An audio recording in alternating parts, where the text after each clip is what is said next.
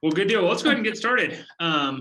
Good afternoon or good evening, rather, everybody. Thanks for being here. My name is Jack Ayers. I'm a third-year medical student here at the University of Kansas and one of the leaders of the Adler Society. It is our honor to have this wonderful panel assembled here. The Adler Society had reached out to Dr. Templeton a couple months ago and asked to create such an event, and Dr. Templeton worked her magic, unsurprising for those that know her, and created just this wonderful panel. So let me start by introducing Dr. Templeton, who will serve as our moderator.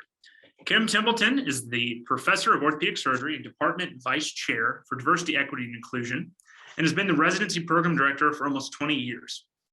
She completed her residency at Rush Presbyterian St. Luke's in Chicago and her oncology fellowship in the Harvard combined programs. Her clinical practice is focused on orthopedic oncology and women's musculoskeletal health. Her research is in the area of sex and gender medicine and the inclusion of this into health professions education, as well as the issues faced by women physicians.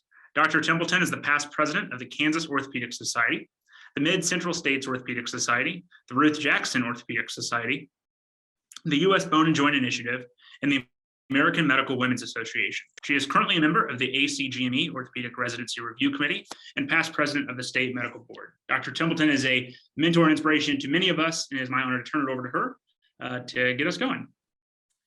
Thank you, Jack, for the kind introduction. I appreciate that, and I want to thank you and the entire committee within the Adler Society for getting this organized and for bringing up this very timely topic. Just a bit about Dr. Fred Adler, after whom the society was named. Those outside of the University of Kansas won't know Fred, and even with the current generation of students, you probably don't know much about Dr. Adler. I worked with our department to start the Adler Society about a decade ago to recognize Fred, who was one of our former faculty members and unfortunately passed away. I think Fred's career really demonstrates some of the things that we're talking about tonight in terms of diversity and overcoming adversity. Fred was born in 1929 in Austria to a Jewish family. His family escaped in 1938 after the Nazi invasion. Unfortunately, it was only his immediate family who escaped, and the rest of his family was killed during the Holocaust. Fred and his parents settled in Ecuador. There he eventually was trained as a physician and worked in a small rural public health clinic doing everything, meaning primary care and surgery and OBGYN and delivering babies. So Fred was the all-around physician, but eventually came to Kansas to become an orthopedic surgeon. He worked at a private hospital, worked at Menorah, for those of you in Kansas City. For a while, he was at the VA hospital as chief of the orthopedic services, and then came back to KU because of his love of teaching medical students and residents and wanted to get back to education. Also, interestingly, after more than 40 years of practice, started 2 very productive lines of basic science research. How you do that after 40 years of practice without research experience, I have no idea, but he did it because Fred could do just about anything. So unfortunately, when he passed away in 2011, we wanted to honor him, and thus we have the Adler Orthopedic Society. So this evening we'll be talking about diversity, but you'll see that most of the students and the faculty who are attending here are from the Midwest and South, and that was really our area of focus, because as you look at diversity, not as in orthopedics, we're doing awesome everywhere, but in the Midwest and South, there seem to be, especially the latter, there seem to be more issues with diversity. And there are a lot of, as we all know, a lot of programs out there to talk about diversity in orthopedics, but our hope was to really focus on those areas that maybe we could have some additional dialogue and to find out what we've each experienced in terms of being a minority in orthopedics, where we see things going, really have some discussion about how we can help each other. And hopefully, eventually, we'll figure out what the issues are in diversity. We recently completed a study of unconscious bias among orthopedic faculty and residents, and found that those in orthopedics don't have any more unconscious biases than any other area of medicine. But if not, then why aren't we more diverse, and what are the issues? But as we continue to try to address those larger issues, we need to continue to support the faculty, students, residents, and program directors as we try to get more diverse. So I would like to thank our faculty who will be talking on the panel this evening. The panel includes Dr. Morgan Hadley, who is a PGY3 resident here at the University of Kansas. Dr. Hadley did her undergraduate education at the University of Wisconsin and went to medical school at the University of Vermont and is planning on a career in pediatric sports medicine. We are honored to have also as faculty panelists, Dr. Mel Harrington, who is professor, residency program director, adult reconstruction fellowship director, and vice chair for diversity and inclusion in the Department of Orthopedic Surgery at Baylor College of Medicine in Houston. He is a graduate of the AAOS Leadership Fellows Program, a past president of the J. Robert Gladden Orthopedic Society, and served 2 terms on the Diversity Advisory Board of the American Academy of Orthopedic Surgeons. He also has served on the Executive Committee of the American Orthopedic Association and is a member of the Council of Residency Directors Academic Committee. We also have with us Dr. Julie Samora, who is a pediatric hand surgeon at Nationwide Children's Hospital, where she's medical director for safety for the hospital and director of quality improvement within the Department of Orthopedic Surgery. She received orthopedic training at Ohio State and completed a fellowship in hand and upper extremity surgery at Harvard. She is on the board of directors of the Pediatric Orthopedic Society of North America and is currently president of the Ruth Jackson Orthopedic Society. She's also a founding member of Pride Ortho, which is an organization focused on the LGBTQ+ community within orthopedics, which is obviously one of the areas of diversity where we need additional focus because that's really the unseen diversity within orthopedics. And then we have Dr. Monica Cogan, who's associate professor and program director of orthopedics at Rush University in Chicago. She's also the associate chief medical officer for surgical services. She did her residency at Northwestern and fellowship at Shriners Hospital for Sick Children at Salt Lake City. So again, I want to thank all of our panelists. As you see, we have people from a wide variety of backgrounds, but all with significant experience in the area of diversity. So what we'll do with the panel is just start some initial discussion about what our own experiences have been as minorities within orthopedic surgery, or what we've seen others go through. I would say just starting with me, and then we'll pass the baton off. When I was in medical school, and I won't talk a lot about my experiences during training because that was in the dark ages, and unfortunately things have changed. But when I was in med school, about 20 to 30% of the class was female. When I went into medical school, I was accused of taking a man's spot because a man could use that spot to help take care of a family. I got the same pushback when I was trying to match into orthopedic surgery. When I was going around interviewing for ortho, I wondered why I kept saying the same women on the interview trail. And I think it was us that were applying as women in ortho that year. So it was just different. When we talk about the things now, the barriers that keep women from orthopedic surgery, I'm not sure what the barriers were then because there were so few of us. I don't know if we had enough of an end to actually figure out what the issues were, but there were certainly some issues. Like I remember when I was interviewing at an institution that shall remain unnamed, I was asked what I planned on using for contraception during my training. Fast forward to this past year of the interview cycle, and we had an applicant who couldn't make her interview because she was actively in labor. It's like, we've made progress, which is great. But there's still areas where we have not made progress and where we still need to continue to work. And that's where I'm focusing now as a program director, is like, what do we do to affect change? And when we discuss diversity overall, there are similarities such as facing microaggressions and unconscious biases, but there are also certainly differences depending on what area of diversity you're talking about. If you're talking about women going into ortho, we have plenty of women in the pipeline. We're half of medical students, so why not getting more women into orthopedics? Part of it is getting the interest early, so getting that experience either pre-medical school or early in medical school training, but also making them feel welcome when you're doing a rotation, making sure they have appropriate mentoring and guidance and that they have a culture that's welcoming. If you look at the most recent AAMC data, the number of women applying to orthopedics is going up, the number of women residents is not. So then there's what's the next hurdle. For other underrepresented minorities, it's a pipeline issue going into medical school. For the LGBTQ+ community, again, this is an unseen minority. So it's really hard to know what we're dealing with there. So during my career, I'm sure I faced microaggressions. I was just trying to finish because I wasn't really sure what I was getting into. But again, we have more of an end now, so we know what some of the issues are, at least for women. It's the perception of needing significant physical strength. It's a concern about work-life integration. It's lack of role models or mentors. And again, it's the culture, the microaggressions or biases. So we have some pretty good data on what the issues are. It's just a question of trying to address them. So yeah, as a program director, that's really my focus now, is how do we get women early exposure to orthopedics? And then how do we try to provide the role modeling, the mentoring, and changing the culture? So going to a woman who is more recently in training, I'll turn the discussion over to Dr. Hadley so she can talk about some of her experiences. Oh, I thought you were going to turn it over to me. I will turn it over to you. Dr. Cogan, I'm going to turn it over to you because I was the first female that trained in any program in Chicago. So obviously the first one at Rush.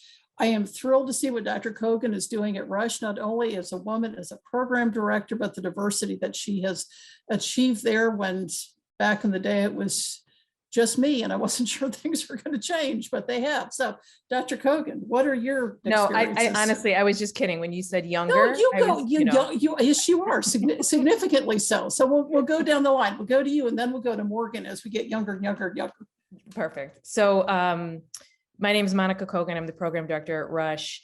I trained about 25 years ago, and my husband and I were actually talking about this last night about rotations and interviews and, what it was like. And, I don't remember a lot from then. And he reminded me that I didn't realize that what was going on was wrong until he brought it to my attention when I was a graduating resident. And so, I was encouraged. I was never discouraged. I was very lucky in medical school to be encouraged to go into orthopedics.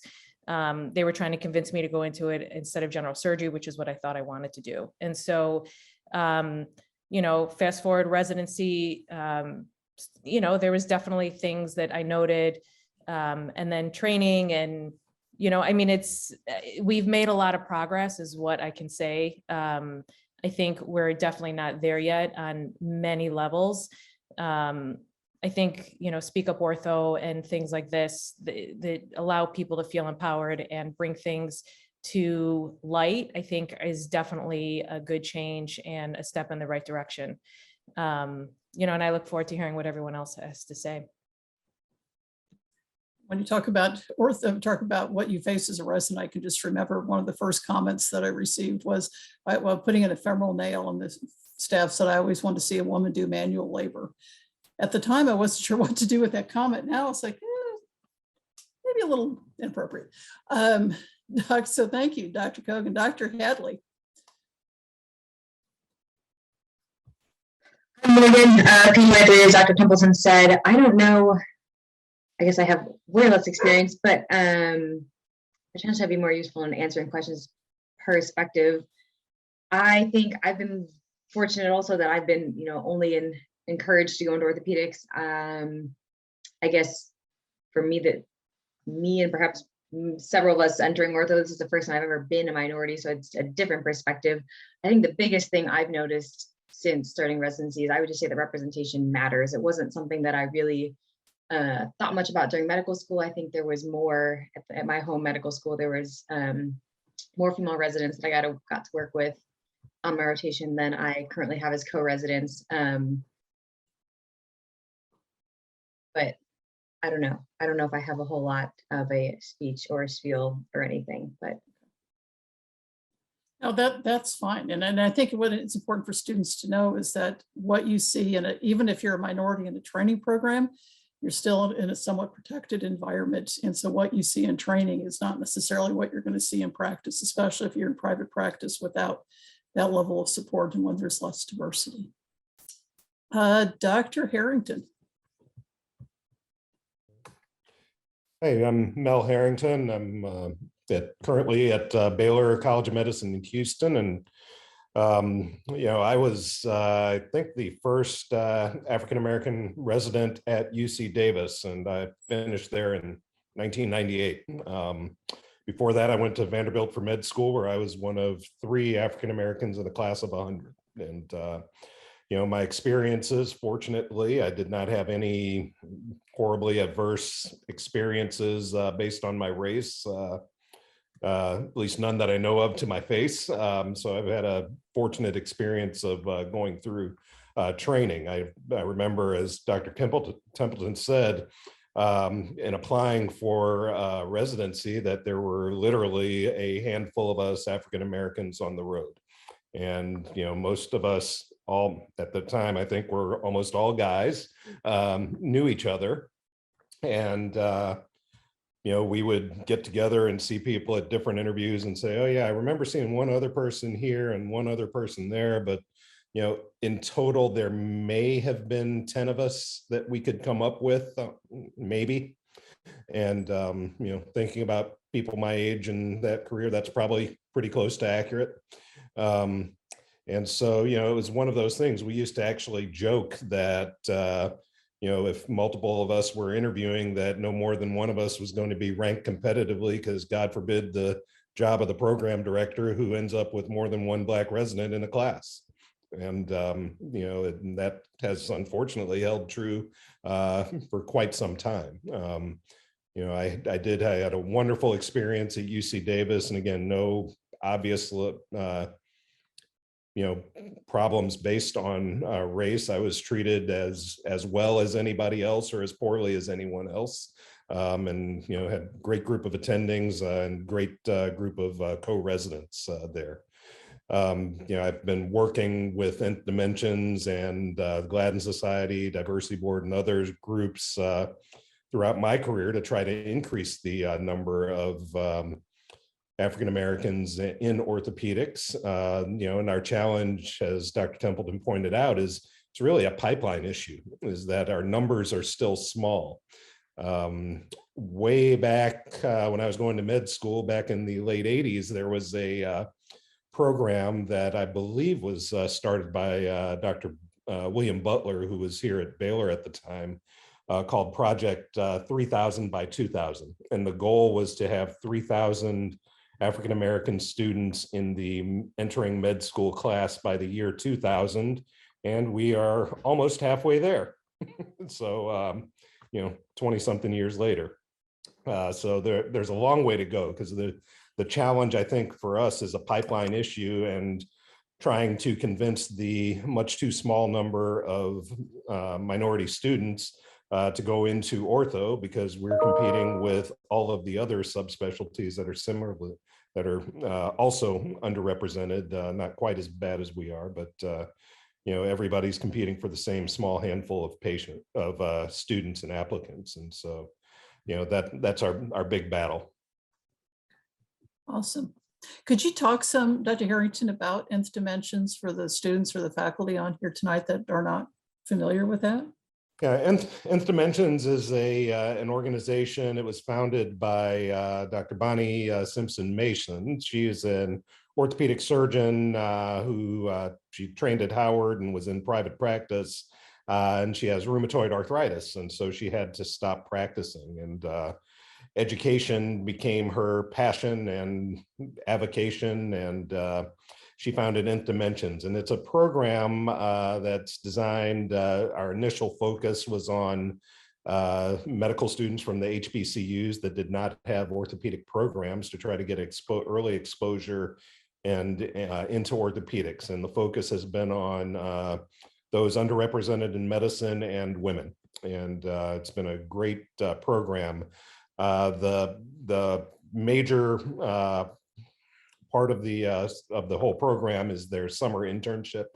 It's a program where first year students, after their first year of med school, during the summer between the first and second year, are matched with a mentor somewhere across the country, and you go hang out and shadow and get clinical experience and do a research project. The research project is then presented at the National Medical Association meeting as a poster, which is usually at the beginning of August.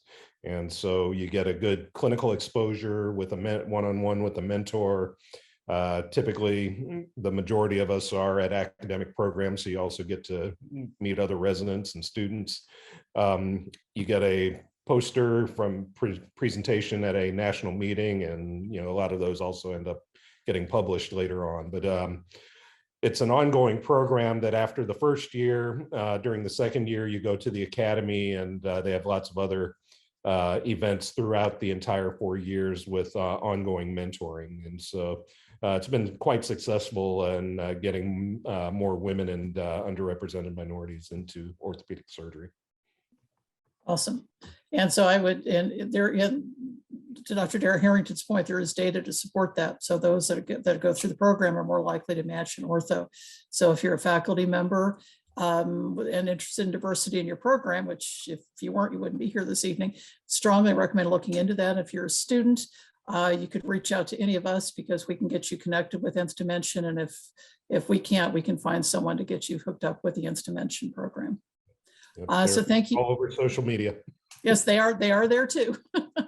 So thank you, Dr. Harrington. And next I'll turn it over to Dr. Samora. Hi, good evening, everyone. I'm a pediatric hand surgeon in Columbus, Ohio, and as much as I would not like to give my husband credit for going in orthopedics, he's probably the main reason I'm in orthopedics. I had no exposure to any musculoskeletal system whatsoever. My only exposure to orthopedics was living vicariously through him. I was an MD PhD student and he was a resident. So we were 1 year apart in med school, and then he went into his residency and I was still in my research years. I think everyone has hit on all the key points. Exposure is critical. Like, you need to be exposed to this specialty.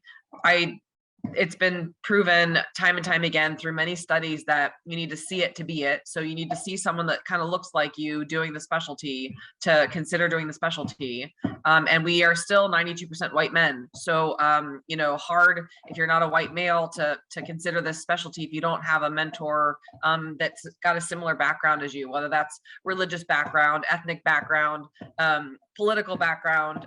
You know, when I walked into the institution where I work now, and in the surgeon's lounge, they had CNN on as opposed to Fox News, I was like, I'm home.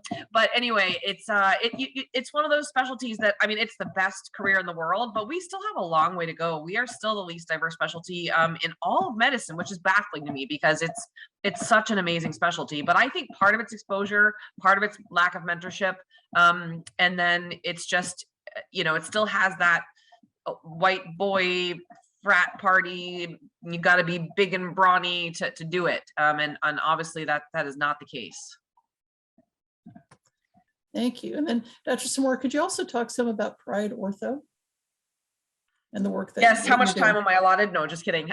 So super excited. We are a new found organization, similar to the Robert Gladden Society, Ruth Jackson Society, ALOS. With the goal of really representing, supporting, and being just sort of a foundation for LGBTQ orthopods and also patients. So there is like next to no literature in orthopedics with the LGBTQ community. And so our goal is not only to serve as like sort of a support network, but also to sort of grow our research infrastructure as well.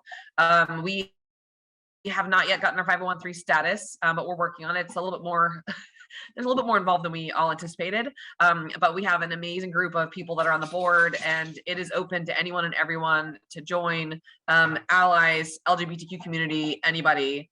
Our goal is to provide like an out list for those orthopods that are willing to sort of maybe serve as some mentors for others, to provide an ally list for those folks that just want to be an ally, to really provide some input into those programs that are supportive of diversity, and really kind of, hey, here are your top 10 programs that are going to support you through your 5 or 6 years of residency. And here are the programs you don't want to go to. No, just kidding. Hopefully just really those supportive programs. But really super excited about this. For anyone that might be going to the Academy in a couple weeks, we are having our first luncheon that's actually supported by the Academy, which is really, really wonderful. But it's just a gathering for anyone who wants to see what's going on. That's awesome. Thank you. It's great work in getting that off of the ground, because the title for the event this evening is Diversity, Equity, Inclusion, and Belonging. And the reason we put the belonging in there is that's one of the reasons why DEI is so important, because unless you feel that you belong in the workplace, whether based on gender or race or LGBTQ plus status, unless you feel like you belong, there's a significant impact on your well-being, because you feel you're spending so much time trying to make yourself belong or to figure out when the next microaggression is going to come, that eventually you get burned out. And so belonging in the workplace is such a critical, important part of well-being. And it doesn't mean that you have to be the majority in your workplace. You just have to be seen, heard, and acknowledged. And so it's groups like Gladden Society and Nth Dimension and Pride Ortho and all of those things that I think can help provide that support structure and help support the students and physicians going through training and in practice, while at the same time we're trying to change things from a departmental, institutional, and societal perspective. So thank you everyone for getting for providing your comments. And now we're going to go into some breakout rooms. The faculty and the program directors will be going with Dr. Cogan to see how she has done such an amazing job at Rush. Dr. Hadley could be put in a room with me unless she's got other things to do this evening, which I understand. But we'll talk with women. Dr. Harrington will talk with some of the underrepresented minorities in medicine who are here this evening. And then any LGBTQ plus conversation or discussion will go with Dr. Samora.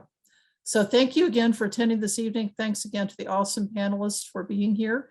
And we'll now go into our breakout rooms and keep our fingers crossed that the wizards of Zoom actually make this happen.